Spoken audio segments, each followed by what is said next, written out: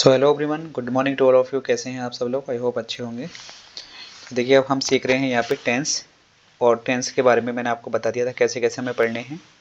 सबसे पहले मैं बता दूं आपको बेसिक जानकारी कि दोस्तों टेंस हमारे कितने होते हैं? 3 होते हैं। एक होता है प्रेजेंट, एक होता है पास्ट, एक होता है फ्यूचर। क्लियर है? ये 3 टेंस होते हैं हमारे, और इनके भी 4 पार्ट होते हैं। ध्यान रखना, टेंस 3 होते हैं। अगर कोई पूछे सेंटेंस कितने होते हैं तो सेंटेंस 5 होते हैं। ठीक है, ये मैंने फर्स्ट पार्ट में बता दिया है आपको, उसमें देख लेना है। तो बेसिक जानकारी इसकी क्या है? इनके 4 पार्ट होते हैं। जैसे प्रेजेंट इंडेफिनिट होता है, present continuous, present perfect, present perfect continuous होता है। इसी प्रकार से पास्ट इंडेफिनिट होता है, पास्ट कॉन्टिन्यूस होता है, पास्ट परफेक्ट और पास्ट परफेक्ट कॉन्टिन्यूस होता है। सिमिलरली फ्यूचर इंडेफिनिट होता है, फ्यूचर कॉन्टिन्यूस होगा, फ्यूचर परफेक्ट होगा और फ्यूचर परफेक्ट कॉन्टिन्यूस होगा। ठीक है, तो दोस्तों इस तरीके से 4 पार्ट ये होते हैं, 4 ये होते हैं, 4 ही ये होते हैं। तो इस तरीके से हमारे जो पार्ट बनते हैं इनके सेंटेंस के 12 पार्ट्स बनते हैं। कितने पार्ट्स बनते हैं? 12 पार्ट्स बनते हैं। यहाँ पे हम क्या सीखने वाले हैं, एक एक पार्ट इसका कवर करेंगे, एक इसके स्ट्रक्चर समझेंगे। सबसे पहले इंग्लिश किसकी आनी है, ठीक है, सब्जेक्ट, उसके बाद वर्ब कैसे आता है और कैसे कैसे हम इसके स्ट्रक्चर बनाएंगे, नेगेटिव के कैसे बनते हैं, इंट्रोगेटिव के कैसे बनेंगे। ठीक है, फिर इसके साथ हम प्रैक्टिस करेंगे ट्रांसलेशन की। और टाइम एंड टेंस को आपको अच्छे तरीके से पढ़ना है, क्योंकि इनका नीड बहुत ज़्यादा होगा आपको एक्टिव वॉइस, पैसिव वॉइस में और डायरेक्ट इनडायरेक्ट में। ठीक है, नाउन प्रोनाउन में भी आपको अच्छे तरीके से इनकी प्रैक्टिस होनी चाहिए। नंबर देखिए, बेसिक होता है हमारा, ग्रामर का बिल्कुल बेसिक है। अगर ये चीज़ आती है आपसे तो ग्रामर आप पढ़ने योग्य हैं, अदरवाइज नहीं। ठीक है, तो इस बात का ध्यान रखना है। तो दोस्तों आज हम सबसे पहले जो कवर करने वाले हैं प्रेजेंट के, यानी पूरे प्रेजेंट को हम पढ़ेंगे। ठीक है, ऐसा मान लीजिए प्रेजेंट के 4 पार्ट हैं, तो प्रेजेंट का हम फर्स्ट पार्ट लेंगे, प्रेजेंट इंडेफिनिट। तो पहले हम प्रेजेंट इंडेफिनिट पढ़ेंगे, फिर प्रेजेंट कंटिन्यूस पढ़ेंगे, प्रेजेंट परफेक्ट, फिर प्रेजेंट परफेक्ट कंटिन्यूस। ठीक है, तो पहला हेडिंग आप डाल लेंगे प्रेजेंट इंडेफिनिट, प्रेजेंट इंडेफिनिट। अब इसके आपको हिंदी की पहचान आपको आनी चाहिए, इंग्लिश की पहचान आनी चाहिए। ठीक है, कोई पूछने लगे आपसे कि हिंदी में कैसे पहचानते हैं ये कौन सा टेंस है, तो आपको इसकी जानकारी होनी चाहिए, और इंग्लिश में पहचानना हो तो उसकी भी जानकारी होनी चाहिए। ठीक है, तो मैं बेसिक जानकारी बताता हूँ आपको इसके बारे में। देखिए, हिंदी में लास्ट में इसके इस तरीके के वर्ड मिलेंगे, ता है, ती है, ते हैं। ठीक है, इस तरीके के वर्ड मिल जाते हैं ईटीसी देखने के लिए आपको हिंदी में। जैसे मैं खाना खाता हूँ, वह पढ़ने जाता है, इस तरीके के सेंटेंस होंगे तो वो प्रेजेंट इंडेफिनिट की कैटेगरी में रखे जाते हैं। क्लियर है? और इनका यूज क्यों करते हैं हम? जो हमारे दिन में, जो पूरे दिन में जो रूटीन वर्क होता है ना, जिसमें हम जो भी काम करते हैं, एक्शन करते हैं, तो उसके लिए हम प्रेजेंट इंडेफिनिट का यूज करते हैं, यानी कि अपने किसी भी स्टेट को बताने के लिए। ठीक है, देखिए अब स्ट्रक्चर समझ लेते हैं इंग्लिश में कैसे पहचानेंगे हम टेंस को। तो सबसे पहले आपको समझना, देखिए कि किसी भी सेंटेंस को बनाने के लिए एक सब्जेक्ट की नीड होती है हमें, फिर उसके बाद हमें वर्ब चाहिए होती है। ठीक है, प्लस उसके बाद ऑब्जेक्ट चाहिए होता है। ठीक है, ये ध्यान रखना है। और हर टेंस के जितने भी 12 पार्ट मैंने आपको लिखाए हैं, तो उनके हर पार्ट आपके लिए अलग अलग होंगे। ठीक है, तो अब हम यहाँ स्ट्रक्चर वाइज समझ लेते हैं। तो आपको ये समझना है यहाँ से, देखिए जैसे स्ट्रक्चर नंबर 1 में प्रेजेंट डेफिनिट टेंस को बनाएंगे हम, तो सब्जेक्ट की नीड होगी हमें, उसके बाद वर्ब की फर्स्ट फॉर्म, या वर्ब की फर्स्ट फॉर्म में ऐसे ही यस लगाते हैं। ठीक है, उसके बाद नाउन या प्रोनाउन जिसे हम ऑब्जेक्ट कहेंगे, इसी को हम ऑब्जेक्ट कह सकते हैं। इससे आगे कोई पार्ट आ रहा है तो सेंटेंस डेड डेस का मतलब है कि आगे कोई पार्ट बचता है सब्जेक्ट वर्ब ऑब्जेक्ट से अलग, तो उसे हम कॉम्प्लीमेंट बोलते हैं। ठीक है, अगर दोस्तों इसी का नेगेटिव बनाने के लिए बोलेगा हमसे, तो सब्जेक्ट हमारा सेम रहेगा। इस सब्जेक्ट के अकॉर्डिंग हम ये तो यूज करेंगे डू या यूज करेंगे डज, उसके बाद लगा देंगे नॉट। जब सेंटेंस नेगेटिव बन जाता है तो ओनली वर्ब की फर्स्ट फॉर्म आती है, इसमें नॉट, मतलब इसमें हम ऐसे यस नहीं लगाते हैं। क्लियर है?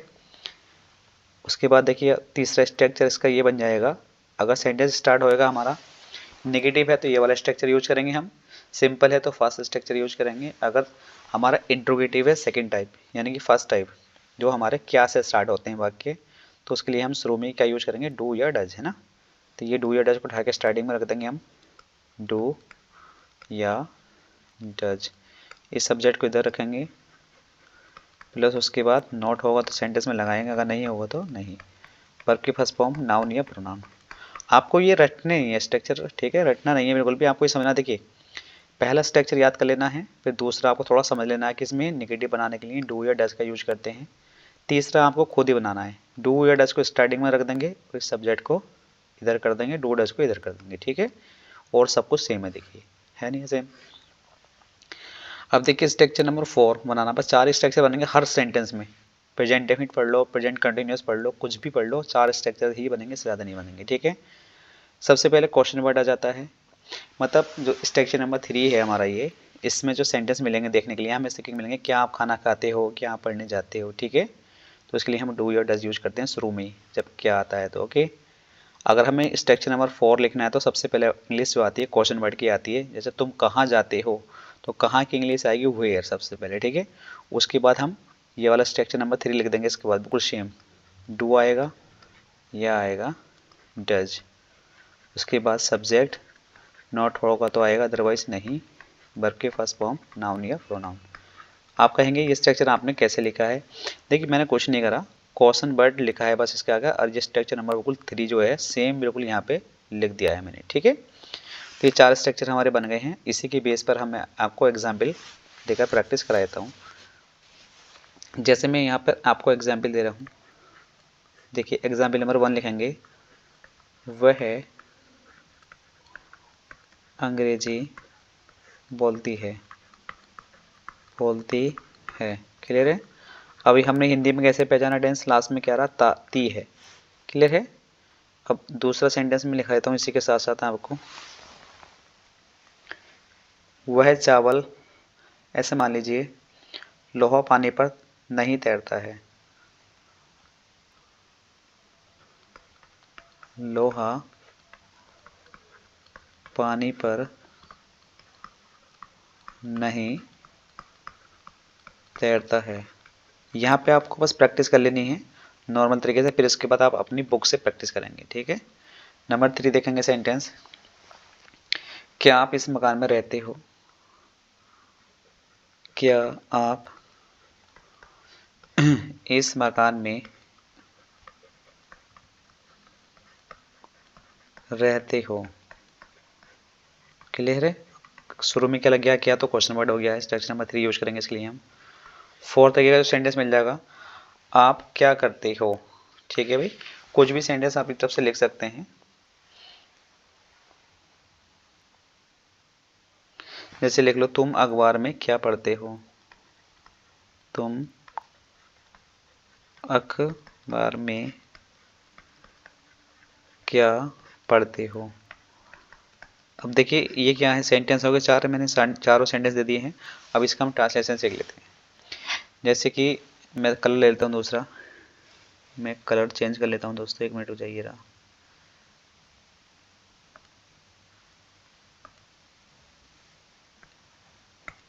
देखिए जैसे पहला सेंटेंस है, वह अंग्रेजी बोलती है, तो इसके लिए हम स्ट्रक्चर यूज करेंगे 1, स्ट्रक्चर यूज करेंगे 1, यानी कि सबसे पहले सब्जेक्ट आएगा हमारा, सब्जेक्ट के अकॉर्डिंग वर्ब के फर्स्ट फॉर्म या वर्ब के फर्स्ट फॉर्म में एस या ई एस आएगा, ठीक है।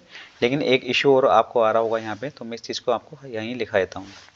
देखिए जो सब्जेक्ट होगा हमारा, यहाँ लिख लेते हैं, जो सब्जेक्ट होगा हमारा वो हमारा सिंगुलर भी हो सकता है और वो हमारा प्लूरल भी हो सकता है। सिंगुलर का मतलब कोई भी एक वचन, ठीक है, और प्लूरल का मतलब एक से ज़्यादा हो कोई भी, तो उसे प्लूरल में रखते हैं, ठीक है भाई। अब सिंगुलर है तो उसके साथ वर्ब की फर्स्ट फॉर्म में हम एस या ई एस जोड़ते हैं प्रेजेंट डेफिनिट में। अगर प्लूरल है तो ओनली वर्ब की फर्स्ट फॉर्म यूज करेंगे, ठीक है।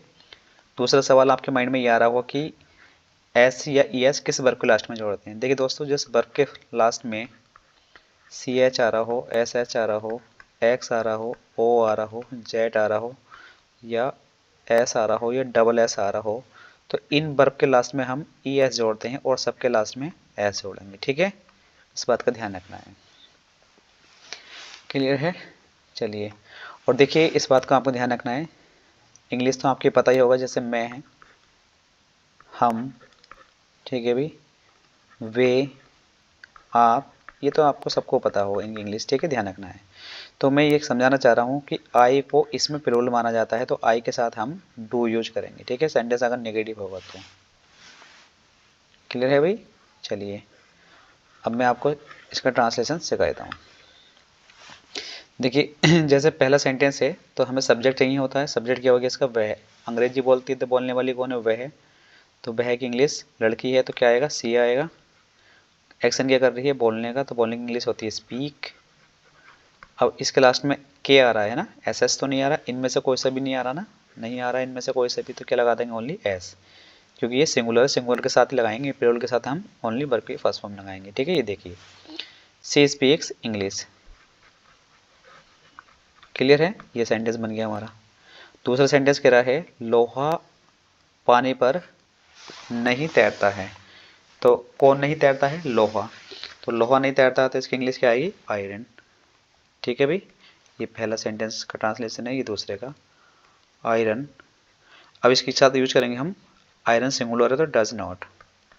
ठीक है भाई, और तैरने की इंग्लिश होती है float, FLOAT, float on water. On का मतलब पर, वाटर पानी पर। ठीक है भाई, चलिए अब स्ट्रक्चर नंबर 3 समझ लेते हैं। देखिए, क्या आप इस मकान में रहते हो? तो क्या की इंग्लिश दोस्तों, शुरू में जो क्या आता है इसकी इंग्लिश व्हाट नहीं आती है। इसके लिए जिस सेंटेंस को हम सीख रहे होते हैं जिस पार्ट में, उसकी जो हेल्पिंग वर्ब होती है वही यूज करते हैं। ठीक है, क्या आप। अब देखिए शुरू में क्या आएगा? डू या डज आएगा। ये स्ट्रक्चर लिखा है मैंने आपको, देखिए ये लिख रहा ना, या तो आएगा डू या आएगा डज, लेकिन ये आता है इस सब्जेक्ट के अकॉर्डिंग। ठीक है, तो नॉट होगा तो आएगा, नहीं होगा तो फिर वर्ब की फर्स्ट फॉर्म आएगी, फिर क्या आएगा? नाउन या प्रोनाउन। ये स्ट्रक्चर इसलिए सीखते हैं हम कि सीक्वेंस हमारा टेंस का करेक्ट होना चाहिए। क्लियर है? जैसे क्या आप, तो यूज करेंगे हम क्या इसके लिए? Do you. उसके बाद नॉट नहीं है तो क्या आएगा? डायरेक्ट वर्ब आएगा, लिव इन दिस मकान, इन दिस हाउस। ठीक है, इन दिस हाउस, लास्ट में क्वेश्चन मार्क लगा देंगे। ठीक है भाई, अब जैसे कि स्ट्रक्चर नंबर 4 के बेस पर देख क्या है, जैसे सेंटेंस देखिए चौथा है, तुम अखबार में क्या पढ़ते हो। तो ये क्या सेंटेंस के बीच में आ रहा है, तो सबसे पहले इसकी इंग्लिश यूज करेंगे हम व्हाट। क्या यूज करेंगे? व्हाट यूज करेंगे। फिर उसके बाद डू या डज आएगा। इसके लिए स्ट्रक्चर आपको ये ध्यान रखना है, सबसे पहले क्वेश्चन वर्ड आ गया तो उसके बाद डू या डज आएगा, फिर सब्जेक्ट आएगा, फिर नॉट होगा तो आएगा, अदरवाइज नहीं, वर्ब की फर्स्ट फॉर्म, फिर नाउन या प्रोनाउन, जिससे ऑब्जेक्ट कहते हैं हम। ठीक है, तो यहाँ पे जैसे तुम अखबार में क्या पढ़ते हो, तो क्वेश्चन आ गया है, तुम इसका सब्जेक्ट है, पढ़ने वाले कौन है? तुम।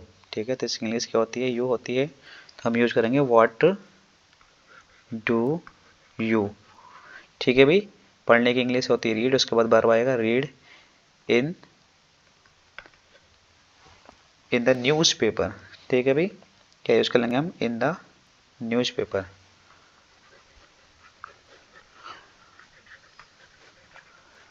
क्लियर है? ये लास्ट में क्वेश्चन मार्क। तो इस तरीके से हम क्या है ट्रांसलेशन सीख सकते हैं आप। जैसे हमने पहला रूल पढ़ा, सिंपल सेंटेंस बनाना है तो ये स्ट्रक्चर यूज कर लेंगे पहला, इसके बेस पर प्रैक्टिस कर लेंगे।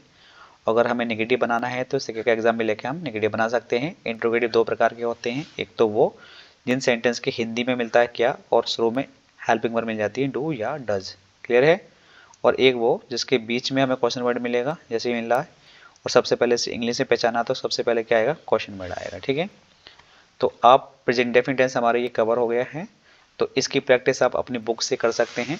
कोई इश्यू आता है तो कमेंट बॉक्स में कमेंट करके बता सकते हैं किस प्रकार का इश्यू है। क्लियर है? तो आपको बस ये ध्यान रखना है कि प्रेजेंट इंडेफिनिट की पहचान अच्छी तरीके से याद रखनी है, कि हिंदी में पहचानना है तो ता ता वगैरह मिलेगा तुम्हें। ठीक है, और इंग्लिश में पहचानना है तो क्या मिलेगा? वर्ब की फर्स्ट फॉर्म मिलेगी, या वर्ब की फर्स्ट फॉर्म में आपको एस या एस मिलेगा लगोया, या आपको उसमें डू या डज का यूज मिलेगा। तो कौन सा टेंस होगा? वो प्रेजेंट इंडेफिनिट टेंस होगा। ओके, फिर हम इनका पैसिव वॉइस, एक्टिव और narration, direct active voice, passive voice, और उसके बाद हम डायरेक्ट इनडायरेक्ट सब चीज़ सीखेंगे। क्लियर है? तो एक एक रूल हम यहाँ कवर करते रहेंगे। आज की वीडियो में हम बेस यही कवर करेंगे और नेक्स्ट पार्ट आपको बहुत जल्दी मिलेगा। तो आज के लिए इतना ही। वीडियो पसंद आए तो चैनल को सब्सक्राइब करना है और बेल आइकन प्रेस कर देना है। ठीक है, मिलते हैं नेक्स्ट वीडियो में। आज के लिए इतना ही। Thank you everyone.